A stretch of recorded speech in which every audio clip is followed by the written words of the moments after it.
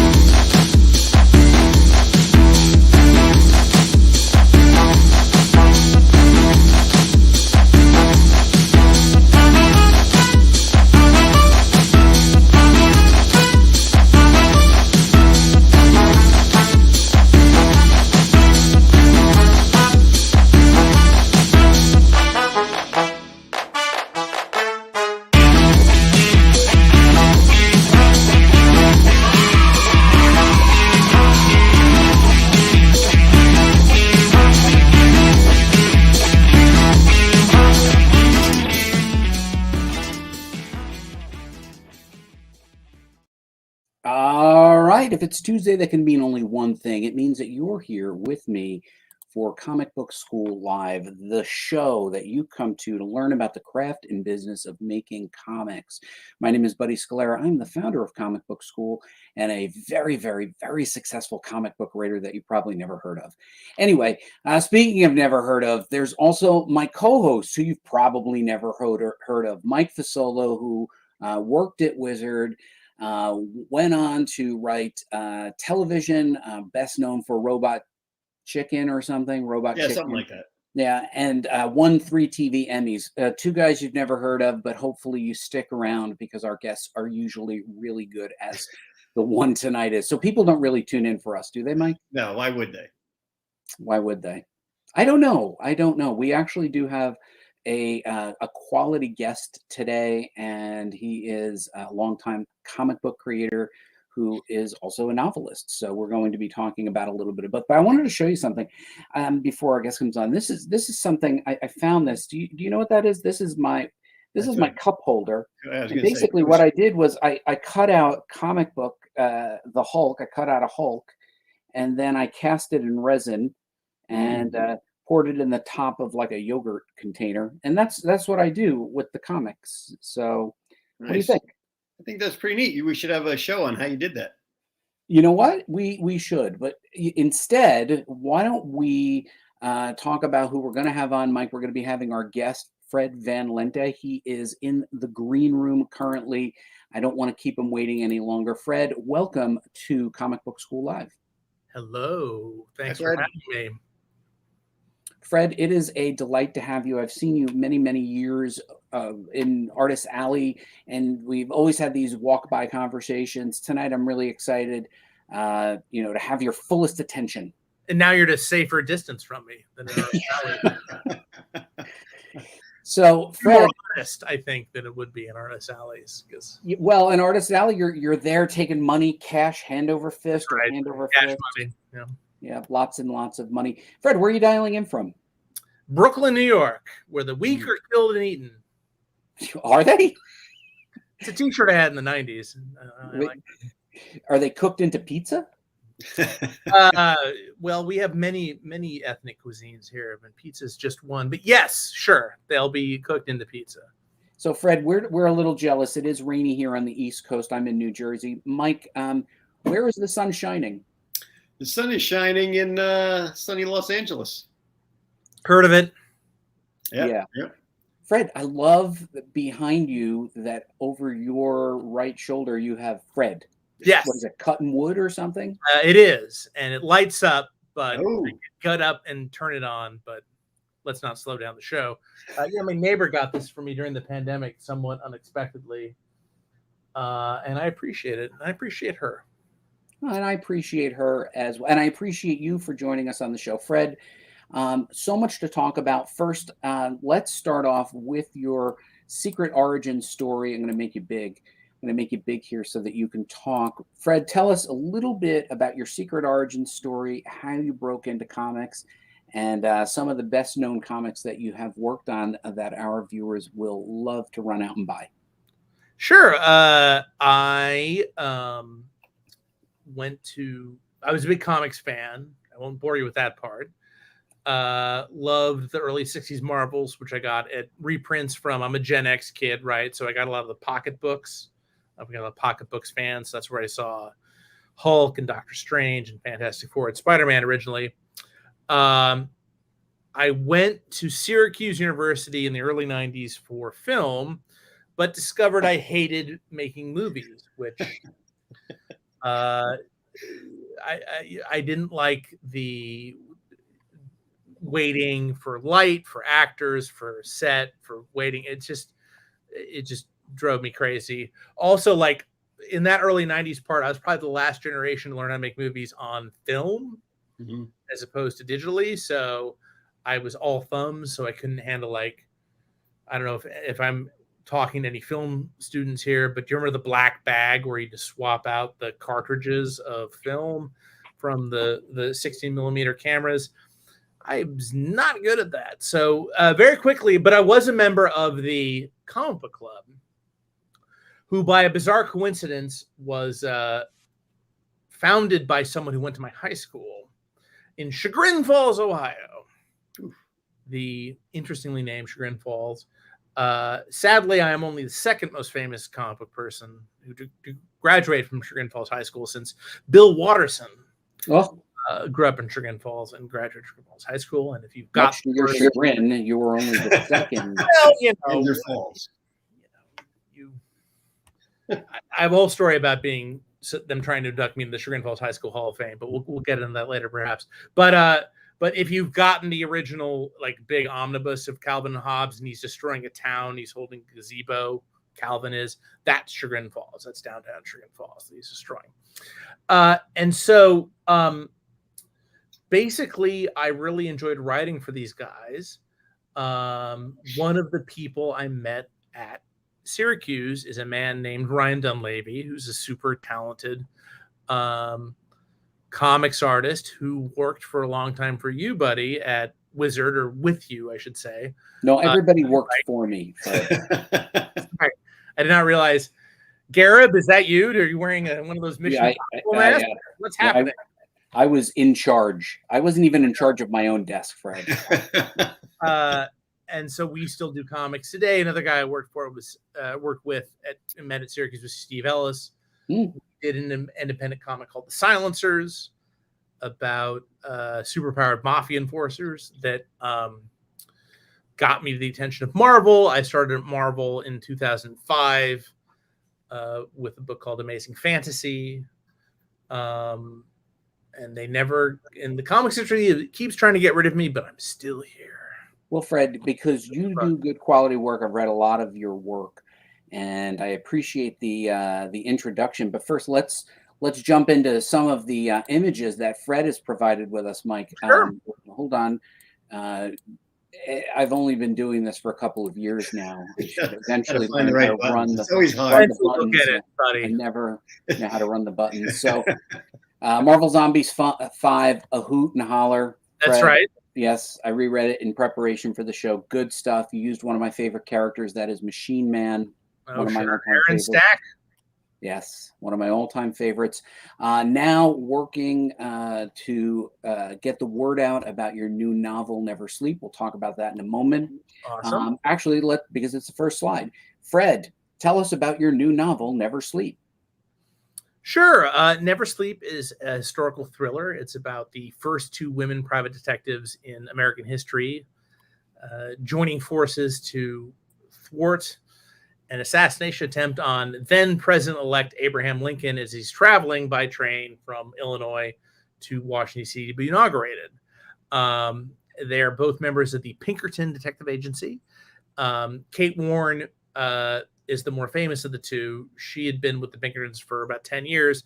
And what I thought was sort of an interesting dynamic would be what would happen when the first female private detective of American history meets the second female detective in American history and has to train her. And so these two women are in these very different situations trying to infiltrate what are essentially white supremacist secessionist gangs in the Maryland area, because there's a conjunction there where Lincoln's gonna have to change trains from relatively friendly territory to hostile territory, and that's sort of the choke point where the assassins are going to try to get him.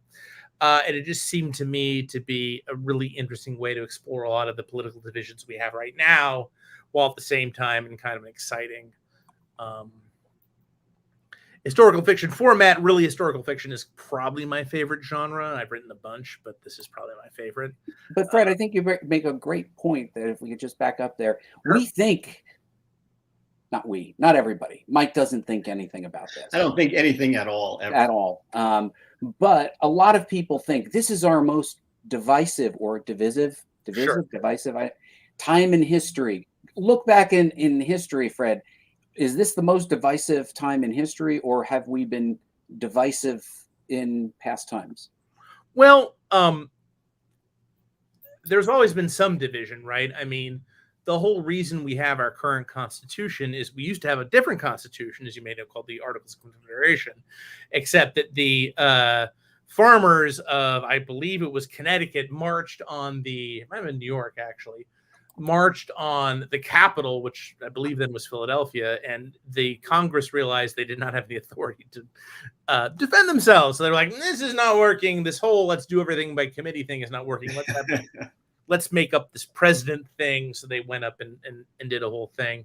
And George Washington, much to his dismay, ended up being the first president, even though he wanted to retire from politics altogether. That is a story for another series I do with the aforementioned Brian Dunleavy called Action Presidents from HarperCollins. Get it now, kids, wherever you buy your books and comics.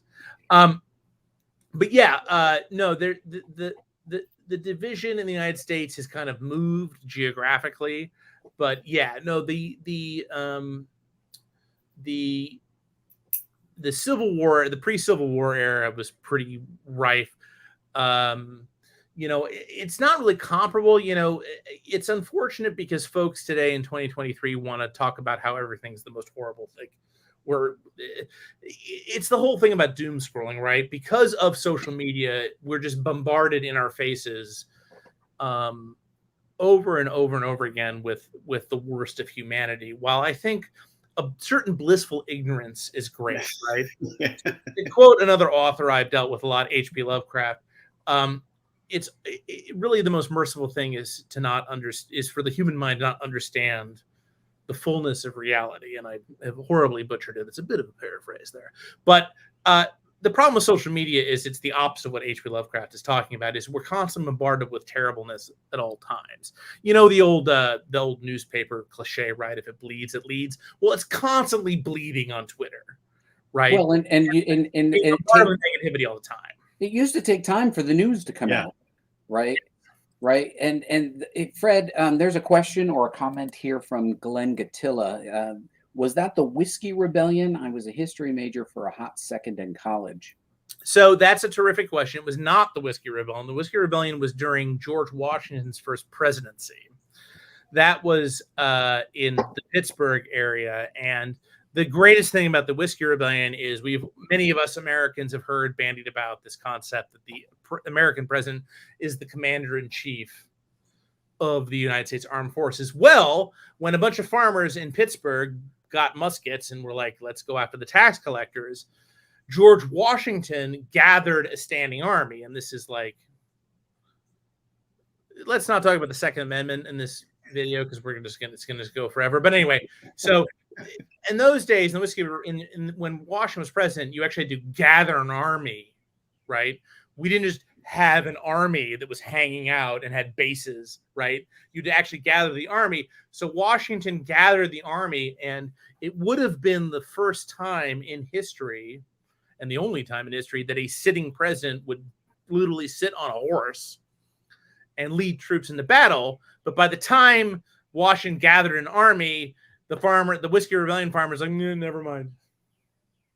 Because they're farmers. They don't want to fight. They want to farm. They were more into the whiskey than the rebellion. And so that had to do with, it's in our George Washington comic book. I can't remember but basically they were pissed off by tariffs about whiskey. Well, about because whiskey, we all know, you don't just tap it out of the ground, right? It's fermented, it's distilled. You need, I want to say it's rye. I'm trying to remember off the top of my head. Anyway, it had to do with overly taxing whiskey, which is the only way you could get their product from across the Allegheny Mountains in the 18th century to a point where it would rot. So a lot of the reason booze was invented, kids, was to preserve it, right? Because water, that's why people drank beer and wine more than water, because water was filled with bugs and germs and nastiness. But when you made liquor, it was pure. Well, that's why we Fred, look at that. So, Fred, we're excited for you. You as a comic book writer. We're going to do a comparison of what it's like to write a comic versus what it's like to write a novel. So stay tuned, boys and girls and children of all ages. We're going to get into that with Fred. But Fred, where can they find this historic thriller? So Never Sleep is from my pals at Blackstone Press. It is literally anywhere you can get books. If you are an audiobook person, I would strongly recommend picking up the audiobook. Our narrator, Lisa Flanagan, just crushes it. She does a great job. It's terrific. It's on Kindle. It's in Dead Tree version. It is on Barnes & Noble. It is on Apple Books. It's like a virus. You can't get away from it. It's out now? It was published on March 28th. Okay. Oh, Fred, I don't remember a copy arriving to me and Mike. Mike, do you remember? I haven't gotten one yet, but Send me your addresses, buddy. I can do it. All right, Fred's in control. Speaking of in control, Fred, tell us what we are looking at here. So this is my workspace where I'm currently talking to you. My face is looking at that laptop screen you're looking at. I mean, not in the photo. I mean, right. Reality. So I have the world's most narcissistic original art collection. Tell us what it's only art from comics I wrote. So from left to right. So above my lamp there is a great Kirby from my frequently mentioned pal Ryan Dunleavy from our book, The Comic Book History of Comics. And then you have a page from Rafa Sandoval. It's really known more for his DC stuff now, but we did a book together called Incredible Hercules. And that has one of my favorite characters, Snowbird. Any Alpha Flight fans out there? Snowbird page. Over there is Nick Dragata, probably best known for East of West on Image with Hickman. But we did a bunch of comics. That is from the DC Holiday Special. It's a Martian Manhunter page. Then next is Clayton Henry, a sweet dude, one of my favorite collaborators. Now also pretty much at DC. But that is from Archer Armstrong by Valiant. And then finally there on the right is the lovely cover by the lovely Dennis Calero. That's Rogue from X-Men Noir #2. And nice as you collection. See, under each one of the, well, you haven't seen I didn't bother taking photos of my stairwell. I got even more. But under each one of those pages is the finished comic. Oh, that's wow. neat. Yeah, so that's my egomaniacal art collection. Although, I don't know if I would call that egomaniacal. I would call that purposeful, Fred. I would say that this purpose, inspiring, and meaning. 100%. Although, one of the end results of putting something in front of your face where you sit 8 hours plus a day for 7 days a week is it kind of becomes invisible. So I like it when Buddy, when you ask, so take a photo of your workspace, is like, oh, it's pretty cool. Yeah, you're like, hey, that's what you pointed that out because I forget about that every once in a while. Yeah, that was pretty cool. All right, so now we have this, which I believe is directly behind you. Correct. That's is the earlier photo of what you are currently seeing behind me right now in my video. And what dominates your collection? Are those masterworks on the far left corner? What on the L or? Yes. So I've got I'm a big Kirby guy, as a lot of your viewers will know. I wrote a play called King Kirby with my wife, Crystal Skillman, that's done around a lot and is currently a podcast. So I've got a lot of Kirby, Omnibuy, Thor, Fantastic Four, Devil Dinosaur, Eternals, his 70s version of Captain America, stuff like that. You can see the Library of America. I'm also a prose novelist guy, so that's what you can see. There's a cursor there on the screen. If you look directly below that, that's the Library of America stuff. Yep, there you go. That's Lovecraft. That's Raymond Chandler. That's Shirley Jackson. John Adams, when John Adams was going to be a part of Actual Philosophers. I've got all that stuff of his. Zora Neale Hurston is a huge influence on mine. It's a lot of her stuff. Lynn Ward, if you notice, there's 2 white volumes with a red box. So yeah, there you go. That's Lynn Ward, who was the pioneer of the graphic novel on silent woodcut form. He was a huge influence on Art Spiegelman and Mouse. And in fact, Spiegelman wrote the introductions to those Library of America editions of Ward's work. They're terrific. Now, Fred, just not to interrupt, but I always interrupt. All good. This bookshelf could not contain all the works that you've written yourself. Gosh, right? Buddy, I wish that was true. I think it could. My dad, sorry, I should shout out to my dad, Fred Van Lente, not senior because I'm Frederick Jan Van Lente. He is a middle name, so not technically a junior. He built that, so he's turning 80 next year, so God bless him. And very thrilled he built that for me. Well, that is quite a bookshelf. What do you think there, Mike? That's very impressive. It's a lot of stuff. Have you read everything on there? Yep. Mm-hmm. Wow. See, I would have just put all the books there and just say, oh yeah, I read it. And organize them by color, right? Make me seem more intelligent than I am. All right, one more thing here, Fred. What is this? I had asked you for some inspiration or background. What are we looking at here? So this is the many of the books that informed the aforementioned Never Sleep. A lot of this, like the Arms and Equipment of the Civil War, that's sort of a classic reference book. For guns, the Lincoln Inaugural Train is a book about Lincoln traveling from Springfield to Washington. That's sort of the train my main character is trying to protect, so it's very useful. The Hour of Peril there below that is a book specifically about that, but what's called in historical terms the Baltimore Plot, which is what the book is about. Below that is Abraham Lincoln the Kitchen. I like historical fiction because until time travel is invented, it's the closest we're going to get there. Mike is a time travel buff. So I have a question, Mike. Would you rather get root canal or read all those books? I would read the books. I've had a couple because I'd rather have root canal. I can't stand history, Fred. You showed me those books and I thought I wouldn't even use them to level my desk. It made your fillings hurt. It made my fillings hurt. Fred, how do you do it? Are you a general history buff or a Civil War buff? What's your jam?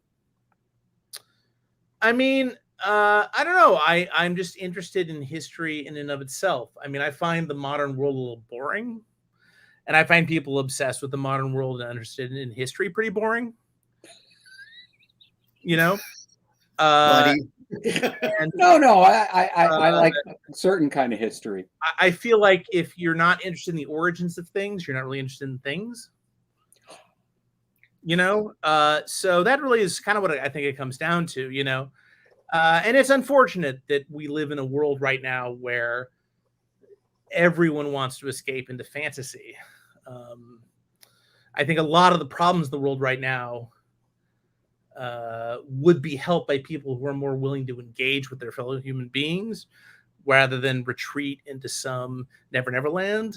But what do I know? I'm just some guy. You got to deal with people. Ugh. Well, exactly. I mean, you know. So I never had a root canal and switched to anthropology after one semester. Why not both? You know what, Glenn? I'm not even sure I understand the sentence, but why not? Maybe you could get a root canal while reading about the history of. You have to admit, the Glenn comment goes a little over my head as well.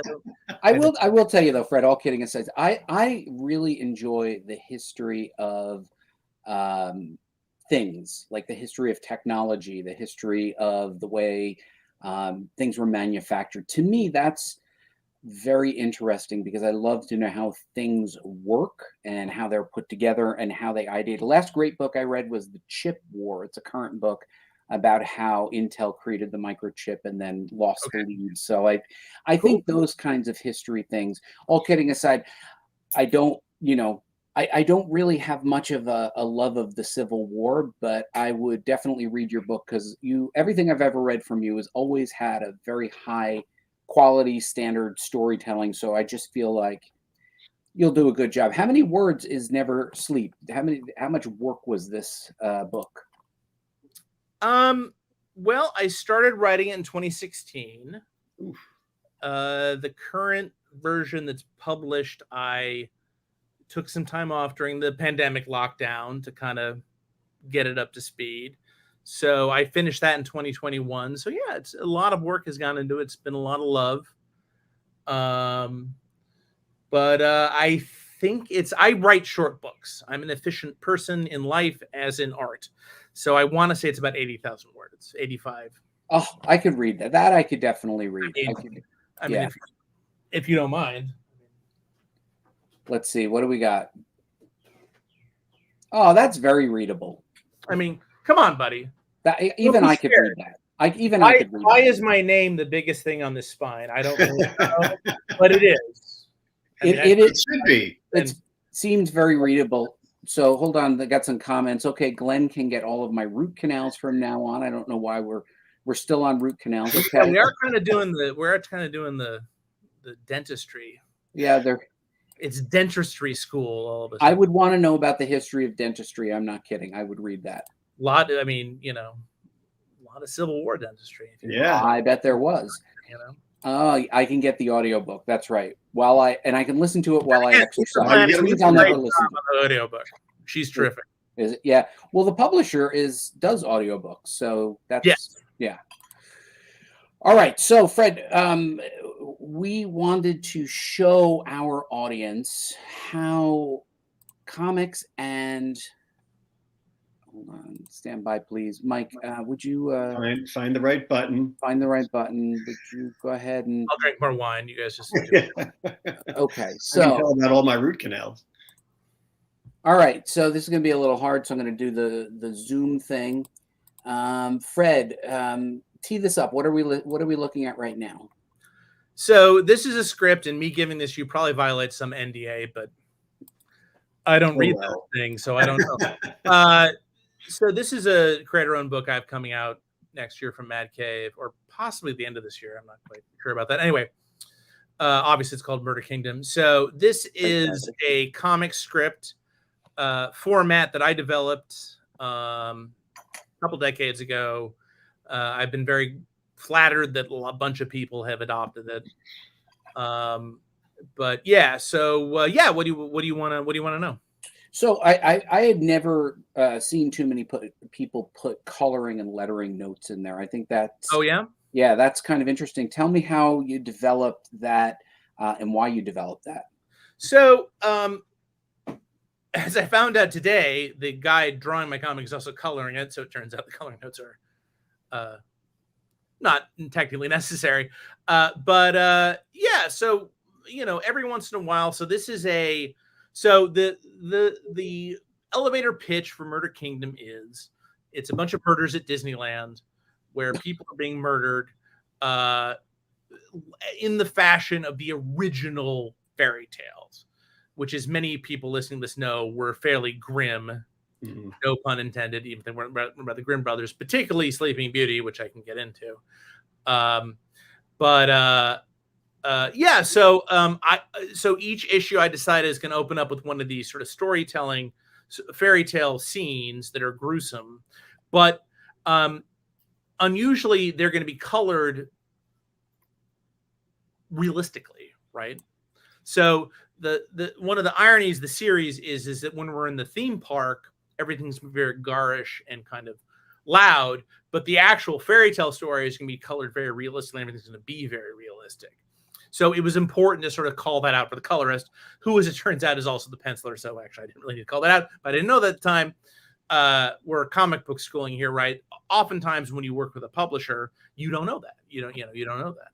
A lot of times, you're working with somebody who English may not be their first language, as it turns out, as I am currently doing with the series. So you need to be careful in your writing of your language and your scripts to not use too much idioms.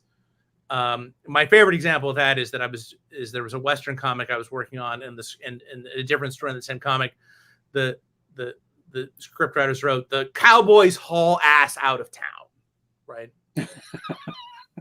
And the Italian artist just literally showed the Cowboys with a rope pulling a burro, pulling a dog out of the town.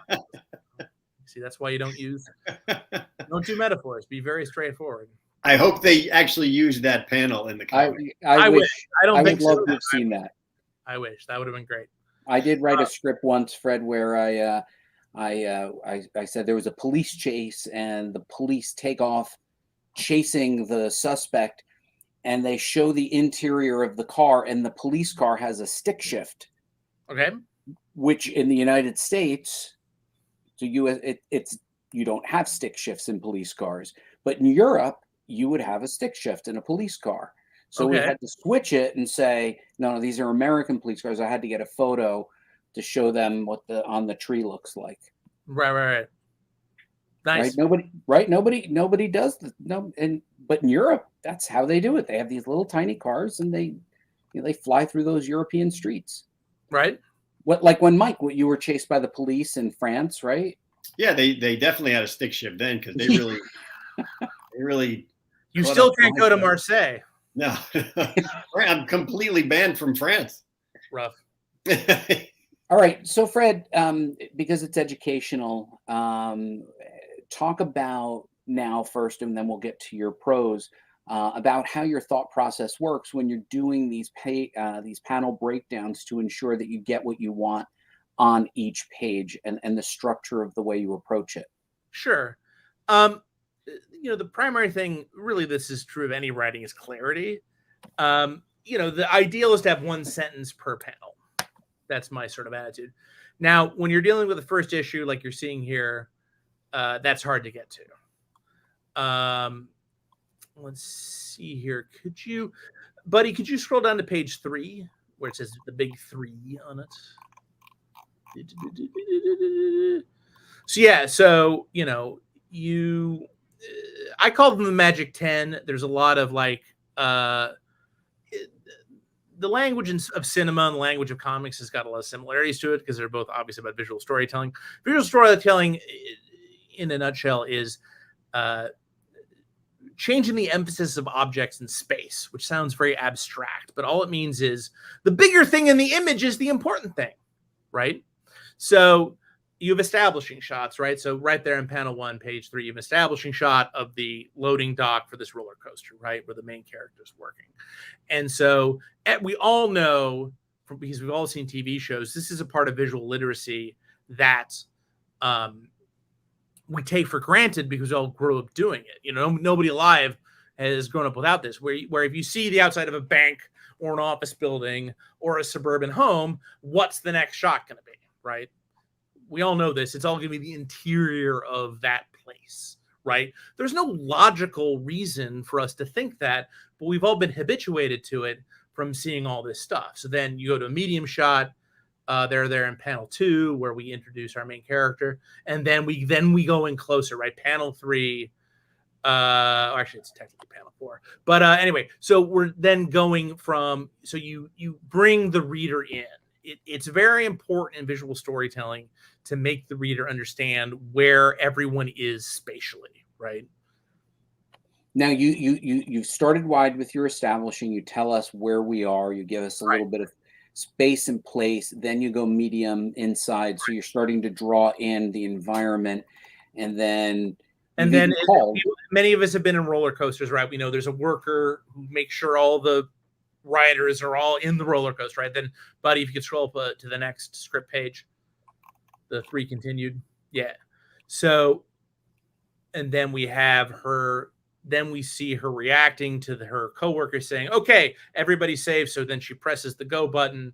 Long shot, panel 5, the roller coaster goes. Then we see her, and then finally we see her drawing, and finally in panel 7, we finally see the full up close up of the main character. So it's characters are what they do, right? Primarily. Sure, dialogue is very important, but for the most part, we care about characters, what they do. So you draw the reader's eye in big, and then you get smaller and smaller and smaller. And so that's the purpose of that page 3. Tanith is the main character of Murder Kingdom, and we introduce her to place of work, and then we sort of show where she is, what is she doing, what does she actually care about. We find out in that page that her dream in life is she's 18. She wants to design escape rooms, right? That's her thing. So she's sitting there drawing an escape room diagram. So 7 panels, which is a lot for an American comic. But I think it's a pretty good economy of space. You introduce, who is this person? Where does she work? What does she want? Boom. That's pretty much what you need to know. What does she Mike, that sounds very similar to screenwriting. As an award-winning screenwriter, do you think about that establishing outside to set placement and then move in as well? Yeah, you have to draw the audience into what you're going for. Yeah, you're telling them. I think in screenwriting is very specific, right? Time of day. Yeah, time of day. I mean, it's just like that, establishing shot, and then, interior bank or whatever, roller coaster, and then you just keep getting in closer and closer to the main character. And that's very similar to comics. In comics, you absolutely have to establish the time of day for the colorist. The colorist doesn't know what time of day it is. I mean, I did an entire series that I won't name here where the colorist constantly got the time of day wrong. Yeah, well, and then you start to remember, okay, what am I looking for? What kind of day is it? And that will establish how they approach the tone of that day. Nothing infuriates a colorist more than to tell them after the fact you colored a day scene night or vice versa. They will learn where you live and come to your house and murder you, because they have to redo the whole thing. It's not like, there's some things that's like, okay, because most of us know, right, colorist, it's a bunch of blocks of color in Photoshop. But when you totally change the lighting with the time of day, they've got to redo the whole thing. And that's death, particularly if you're up against a hard deadline. Yeah, so, right. They're not getting repaid for it. Now, they're not. Well, and it's Thursday. The book's got to go to the printer on Friday. They got to redo the whole thing. It's murder times, like that's, you're never going to come back from that. So always in your script, say what time of day it is, even if you don't do the screenplay format of, exterior dot, Fred's room dash night. Like, you've got to do it. All right. So now we're here. So let's compare and contrast. We're in Murder Kingdom. You hit me with the establishing shot. I'm assuming I didn't read the beginning part. It is present day. Correct. Probably United States. Yes. Florida. Okay. So you've set the tone. Now, something that's a little bit different. Tee this up for me, Fred. What are we about to take a look at? So what I sent you, buddy, this is the manuscript. This is the line edit manuscript of Never Sleep. So this is what goes to the printer. So this is a very late stage manuscript. All right. This so is now, what the book is going to be made from. And so what you're seeing here is, you saw in the earlier shot, you saw some red there. That was some line edit the line editor made. At this point, the creative decisions have been made, right? Now it's all, the tense is wrong in this verb, you spelled this wrong, like very kind of straightforward copy edit stuff. None of this is creative decision stuff. Now we're looking at your Never Sleep novel. Talk to me about the brain shift that you make from scripting comics to now working in prose. Sure. So the easiest analogy is that when you're doing a comic script or a screenplay, you are the architect making plans that you're then going to hand off to the construction foreman, the people actually, or the director or the comic book artist. People are going to make the thing, right? And if you want, I don't know if I'm overstepping bounds. Can I share my screen? Oh, sure. Yeah. Let's do that. So we'll do that. So give me the power and we'll do it later. But specifically the manuscript. So the difference with novel writing is that there is no construction foreman, there is no director, there are no actors, there is no comic book artist. It's all you. So you have to do the whole thing soup to nuts. All right. So can you share your screen? Do you have the key to do that? We've never done this before. It's exciting. Is it the present button? Yeah, hit the present button. Okay, hold on. Let me do some. I got to do a little. Mike, this is very exciting. So, do me a favor, buddy, and throw up on the screen the first page of the Murder Kingdom script, if you could. There we go. I hear lots of clicking. Nothing's Clickety, coming up. clickety, clickety, clickety. Oh, I'm almost there. I'm there. All right. So, sorry, I'm doing the other things. I'm actually looking at the. That's all right. Mike's checking his email. Yeah. Are you tweeting now, Mike? Or something? Answering text messages. All right. So, okay. So, page 1 splash, airless shot, the real Briar Rose, aka Sleeping Beauty, non-glamorized, non-sexualized, lies in her, let's call it like it is, coma, in a faded gown that is perhaps a size or two too small to her because she's been asleep for over a decade and she's actually grown taller than the dress. Flowing red hair, hence her name, cannot be dimmed, however, and has grown wild and uncut, flowing down to the ground from the bed-like bier where she lays. Because she hasn't eaten, her face is sallow, almost cadaverous. It's very lucky I wrote this because this type is really small, so I'm able to read it. What some readers' eyes will perhaps not immediately gloss over because they're unaccustomed to them. In this context, our Briar Rose's 2 twin babies who have climbed up and out of her dress at that moment and settled in her arms. They're asleep at the moment because there's no one around to cut their umbilical cords. These will snake down under their belly buttons, down their mother's body, and then up and around and snaking slightly under Briar's dress. Oh boy. Eekers. The briar bed on which Briar lies is in the middle of a ruined palace, crumbling in parts. The once coverable mosaics are covered in dead leaves. Thick rose bushes that encircle the palace, and a thorn maze can be seen on the edges of the image. So, unless you zoned out in a long description, you have a mental image of what this looks like.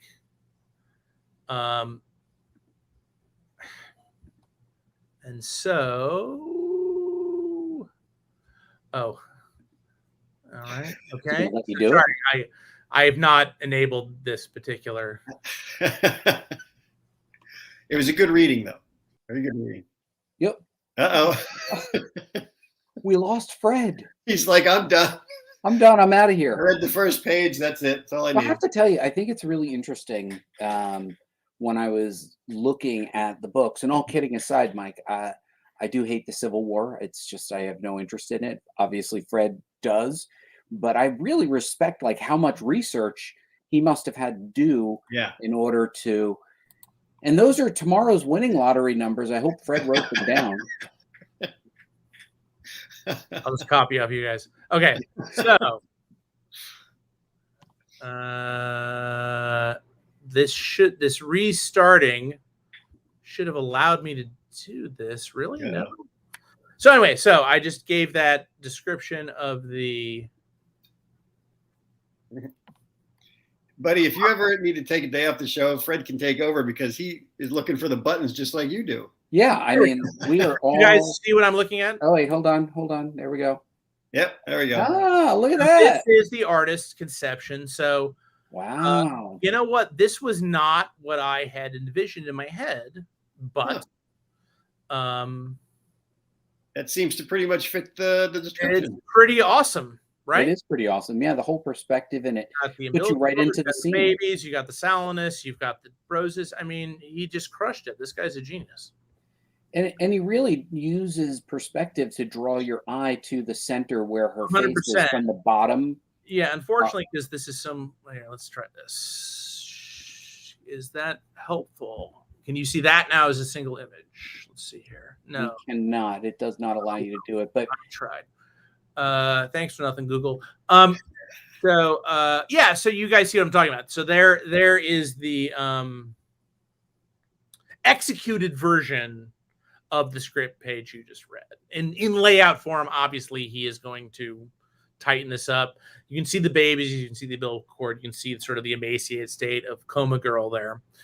Yeah, and her body. What I love about that is her body language shows someone who's either not in control or exhausted. I mean, it's in a rough state.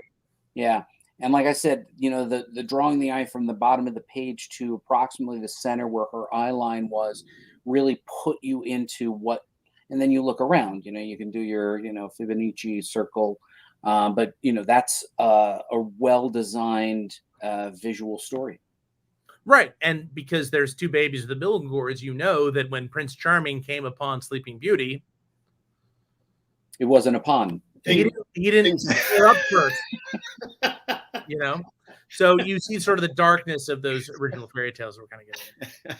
All right, so Fred, you're looking at a story like Never Sleep, and you can go in many directions. You are a well-established comic book writer. Why go prose?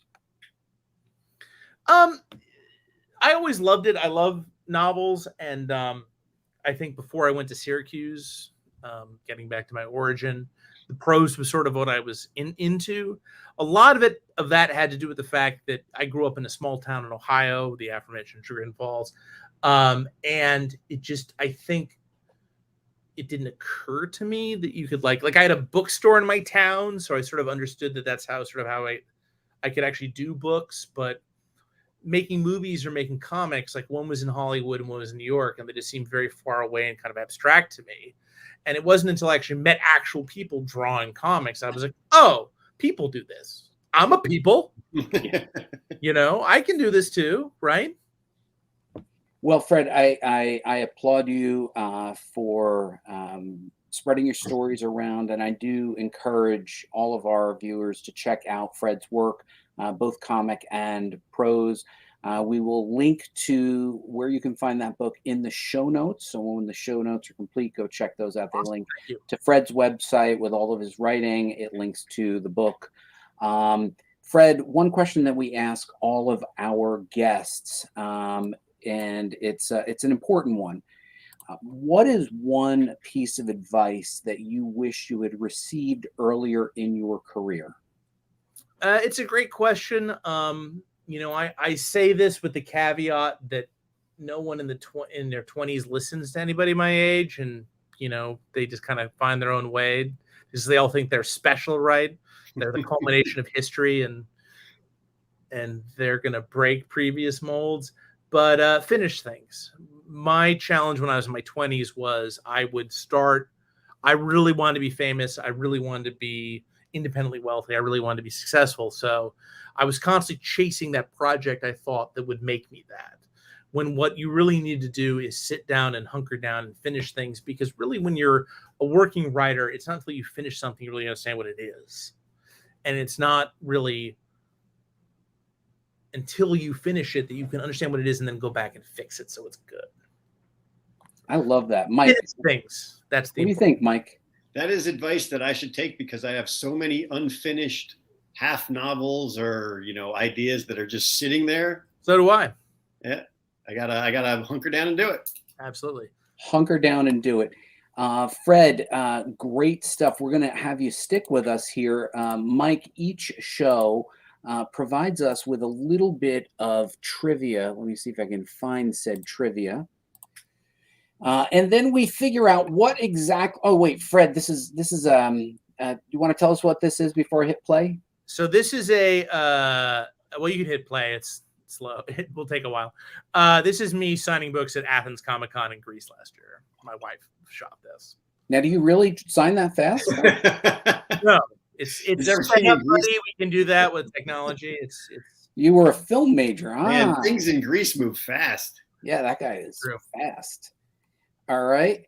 So, Fred, each week, Mike gives us a piece of trivia, and then we are required to come up with some sort of story idea of how we would dimensionalize this. The audience, while you are watching, are welcome to join us and or comment on the trivia. Mike, tell us, what trivia have you brought us today? Well, Fred probably actually knows about this. This was the Battle of Shiloh in 1862.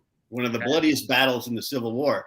And what they noticed was, there were bodies strewn all over the battlefield and the doctors couldn't keep up with getting in. So some of the soldiers were laying there for days and days. And the people on both sides would actually see glowing soldiers glowing wounds in the middle of the battlefield. And when the doctors finally got to these people, the soldiers with the glowing wounds healed better, and their wounds were more healed than the others, and they called it the angel glow, or just the glowing soldiers. And it took them 140 years to actually figure out what the reason was, and it was some bacteria in the soil that fed on other bacteria, and that's why the soldiers that had it got better. But it's also a luminescent bacteria. That's why you actually did see soldiers glowing in the battlefield for this one. That's awesome. And for something that I would do with this is, if you take something, this could be a good zombie story where, you take it like The Last of Us, where this bacteria gets into the soldiers, they come back to life, but they are zombified. And then you can, rewrite history and have, the North and the South come together, because now they have to, because the world is full of zombies. So, look at that. Yeah, so then you draw everybody together, and they got to take care of the zombies. Then they can go back to fighting when everything's settled.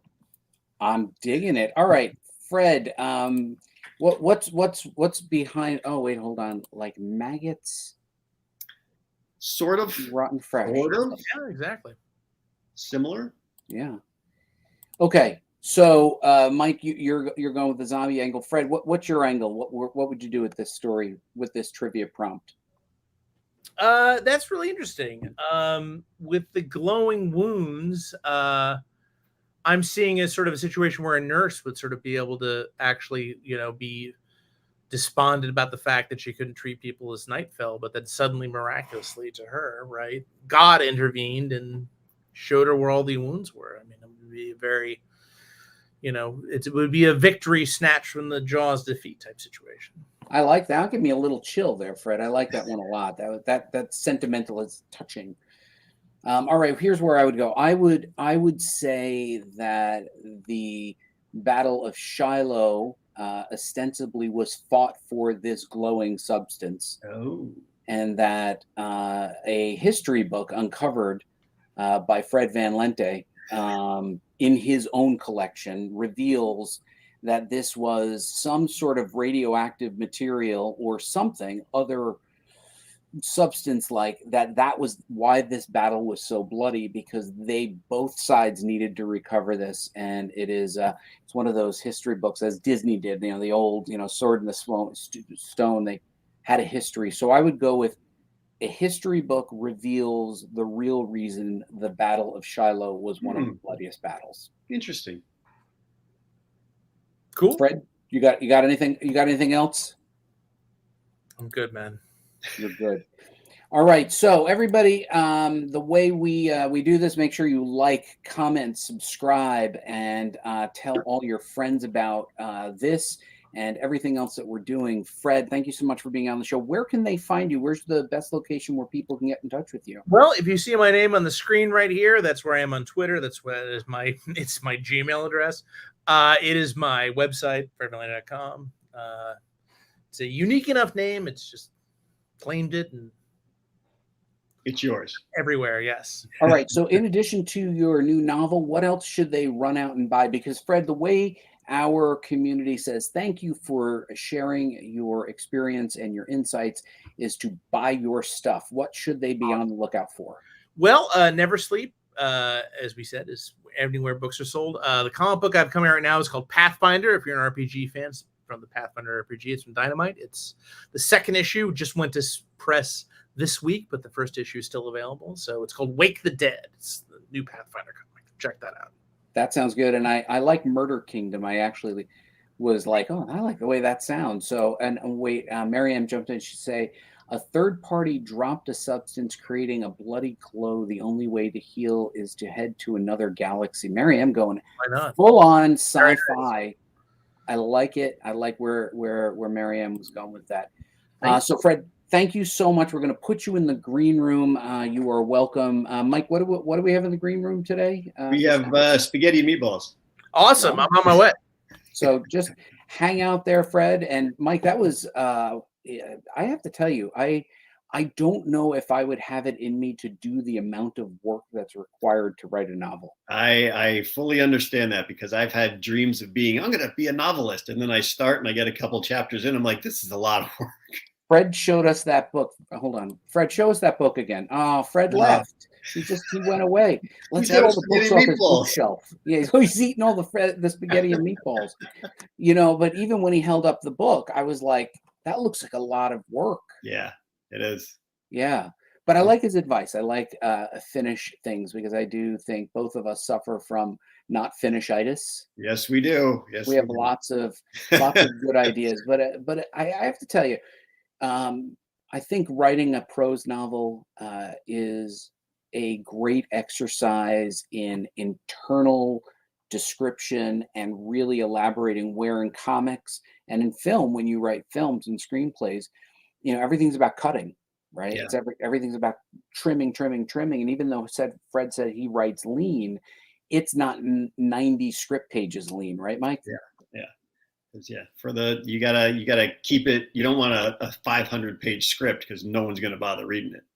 Right. But an 80,000 word novel, people are like, oh, that's a reasonable size novel for the nightstand. Whereas, comic is, if you're assigned 20 pages, which is the going rate these days, if it's 20 pages, it's 20 pages. If it's 22, it's 22. That's all. Hold on, Fred. Show us the thickness of that book, Fred. We were just admiring how much work. Turn it the other way. Let's see. The other way? So we see the pages. Yeah. See, not too thick. I can do that book. I can do that width of a book. I'm not sure if I could go much wider. I can't read it. 266 pages. I could totally do 266 pages. Hold on. Glenn just jumped in with a new one. He said the glow is a byproduct of extra-dimensional creature who is child, starts to heal the soldier but is stopped by its parents, so some are healed and others are mutant zombies. Wow, that's a lot. Glenn, and Marianne even gave him the clap. So Fred, what do you think? What do you think of the ideas from the community? Sorry, repeat Glenn's thing again for me. Glenn said the glow is, well, I'll read it like the Hulk. The glow is byproduct of extra-dimensional creature who is child. Sawdust the car. Start to heal the soldier, but is stopped by its parents. So some are healed and others are mutant zombies. What do I think? Yeah, what do you think? He's just brainstorming on the fly. Sure. Why not? Way to go, Glenn. And Glenn admits I need a copy editor. Don't we all? So he doesn't. Typos are you will never grow out of typos. You always make them, and readers, not your editors, will find them. I know yes, that.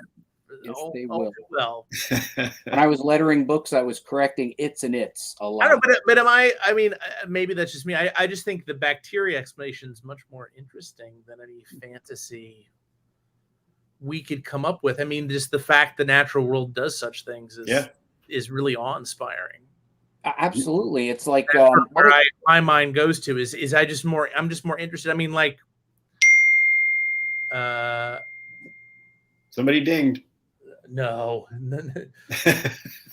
nothing to see here.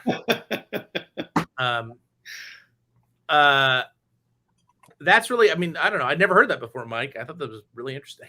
Oh, really? I thought that would have been a part of it. Because, I mean, that's my book set before the Civil War, so I didn't bother reading about the actual Civil War.